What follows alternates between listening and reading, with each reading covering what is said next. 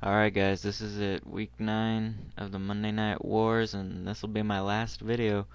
I think I'm gonna do another video after this, just, basically summing up what I thought of the war now that it's over.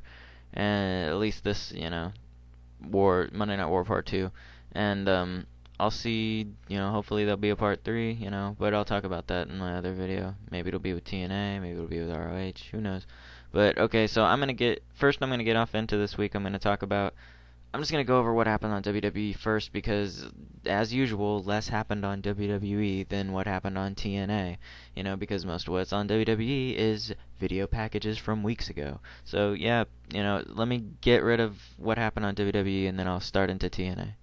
Alright, WWE starts with Batista coming out and basically telling the WWE sheepiverse or universe or whatever the fuck, full of all the WWE sheep, how stupid the last man standing match was, and that is not how you lose. You can't lose a last man standing match like that, and how childish it was pretty much, and it was something that probably Hornswoggle would do, and is pretty much an embarrassment on John Cena's career. And I agree with him. I thought that was a pretty cool promo, and for the villain Batista, and honestly, I agree with him. I think it's fucking stupid, and that was like the stupidest match I've ever seen. And then Sheamus comes out and says, "Listen to me, fella. The reason I ain't getting a WWE title shot is because I took out Triple H. I took out the son-in-law." I thought that was pretty fucking funny. Anything from Sheamus now I think is hilarious pretty much. I think I'm gonna start calling Triple H the son-in-law. But anyway, Miz comes out, says he has a doctor's note and can't wrestle Batista, so he makes Bryan Danielson wrestle Batista. It was a pretty good match on Bryan Danielson's part. Time to deal with Batista pretty much, carry his ass. But Bryan Danielson's fucking great in the ring always. John Morrison had a match with Ted DiBiase basically to decide who the Virgil stipulation, who's going to be Virgil. It was a good match. John Morrison did a 450 splash out of the ring, like onto the floor. It's pretty sweet. Wade Barrett fought John Cena. Basically, Wade Barrett carried Cena through the whole fucking thing. You know, I like I like Wade Barrett. I think he's gonna go pretty far. Jericho, yelling at Michael Cole as usual, like yelling at them to do better commentating. Cena starts to talk after the match, but then Sheamus kicks him right in the fucking face. Thank God. Pointless Divas match. Not even gonna talk about it. Pointless wrestling match. Zack Ryder versus Mark Henry. Not even gonna talk about it. Jeremiz plots to take down the Big Show. They're gonna be a tag team now. Santino and Goldust, are like basically the guest host sidekicks in this, pretty much, on every show. And Santino says he's one of the 7 viewers of WWE CW. I thought that was pretty funny. Hart Dynasty fought Regal and Kozlov, who didn't even get intros, so how am I supposed to take this match seriously? Jeremiz on commentary, pretty funny, ripping on Cole, saying Michael Cole starts talking about Twitter and Miz's Twitter and Jericho's Twitter, and Jericho, what did he say? He's like, where do you get these irrelevant facts, you fucking jackass? Which I thought was hilarious. Wayne Brady was a decent host, took a RKO pretty good, and I don't really give a shit about the cutting edge, but Edge did do a kind of a promo on talking how shitty the WWE is right now with the PG-ness, and I thought that was okay. Okay, now on to TNA. Okay, here we go. Alright, last episode of Monday Night Impact. We get a pretty cool video package showing the last 3 weeks of all the shit that's happened with actually a decent music. I don't know the band, but it was a pretty cool song. And it just seemed cool. It fit. Like, there was a lot of crazy X Division stuff in the video, and it was pretty cool. Okay, next, we got a horrible segment with Hulk Hogan and Eric Bischoff in this limo talking about, oh, how good tonight's going to be and how, what everything, just giving a summary of basically what's going to happen on the show is pretty much bullshit. Show starts, Mike Tenay and Taz say that Dixie Carter is, by fan request, is listening to the fans. We're moving back to Thursdays, guys. By fan request. I don't think it was fan request. The truth is, Spike TV made the decision because of the ratings, and I think they will get more I'll talk about that, in the next video, but I think it's for the better, and I didn't want them to go to Mondays anyway. Also, Reaction apparently got picked up for a full season, so that's pretty cool. Jay Lethal comes out and starts doing a fucking hilarious. This is classic. This is a classic, promo.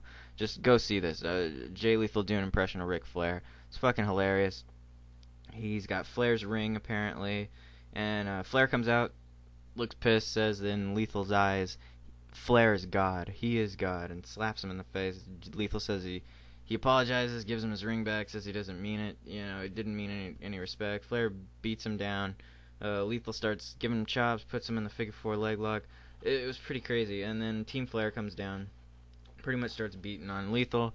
And then Team Hogan comes down, starts beating, and then there's a brawl. And then this is the worst part. As the brawl's going on, it cuts back to Hulk Hogan and Eric Bischoff in the limo, going like, "Oh, looks like Machismo blew it, and we gotta get back there, brother." It's like they were actually, just leaving the impact zone, and like they could just turn the car the fuck around.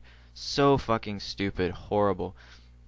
So anyway, they come back from commercial, and RVD says, "Why don't you stop beating on the macho dude, and you 4 horses asses come and beat us up?" And then they start brawling again. They start fighting again right after the commercial. I don't know. It was just pretty ridiculous. So like I said, they're brawling, and they stop for commercial, then come back to commercial and start brawling again. Shows Eric Bischoff and him in the limo fucking texting, and then it's like, "Oh, we gotta turn this car around, brother." So then all of a sudden, fucking Hulk Hogan comes out, starts punching everybody like one punch dead, like Superman punch, like, ooh, not Superman punch, but just like, oh, one hit, oh, you're gone, oh, one hit, Desmond Wolfe gone, one hit, Robert. It's just fucking stupid, dumbest thing, kills everybody. And then he's like, "This is TNA, brother. This is action." And then he's like, he makes a world title match with Desmond Wolfe and RVD. He makes Monsters Ball match, and he makes a triple threat tag match for the night. It was just a real clusterfuck, and it was really, the brawling. I mean, it was okay seeing them brawl. It was okay. I mean, I'm sure it would have been sweet live, but just, I don't know. And then just the Hogan texting and the limo. Yeah, I don't know. It was just kind of pretty bad. After that brawl, we get this amazing shot of Sting up in the Raptors. They need to start using those, Raptors up there more videotaping up there. It looks sweet. This new team, Inc., Jesse Neal and Shannon Moore, it's pretty cool. I think they should have called them Team Mohawk or some shit with the Mohawks or something like that. Fight Kendrick and Williams. Jesse Neal should be getting over. I'm okay with him getting over because he's an actual Marine, unlike John Cena, like how, R-Truth is an actual rapper, unlike Cena. This guy can go with this gimmick, this Marine gimmick. Anyway, apparently Douglas Williams says he's not going to give up the belt. He's not going to, just hand over the title or be stripped. Like, Cass is going to have to beat him. And then at the end of it, Joe comes out and murders Williams and Kendrick and everybody pretty much. And, that was the end of that match. Alright, here it is, the best part of the night. Alright, Anderson beats down Pope and steals his cross glasses. And people need to get over the whole cross glasses thing with John Morrison and, Pope. It's fucking ridiculous. It's like, shut up. They're just cross glasses. Neither of them were first to wear them, fuckers. Okay, anyway, best part of the night. Anderson comes out dressed as an altar boy, beats up Pope as an altar boy. Then he comes out, everybody's chanting, "You suck, you suck." Anderson says, "Forgive them, Father. They know not what they speak." Like, it was fucking hilarious. So anyway, Hardy interrupts, challenges him to a pay-per-view match, and throws up the Hardy Boys symbol up in his face, throws up the gun. Hardy Boys guns in his face. Anderson tries to attack him from behind, does Twist of Fate. Jeff does the Twist of Fate, strips Mr. Anderson to the altar boy thing, and he's in, like, these underwear things that say something on it, like Anderson saying or something, and Hardy says, "Those are some sick panties, bro," or some shit like that. Then he proceeds to use Anderson as a ventriloquist dummy and says, "Oh yes, charismatic enigma, I would love to fat you at the pay-per-view." Oh my god, dude, it was the funniest fucking thing I've ever seen.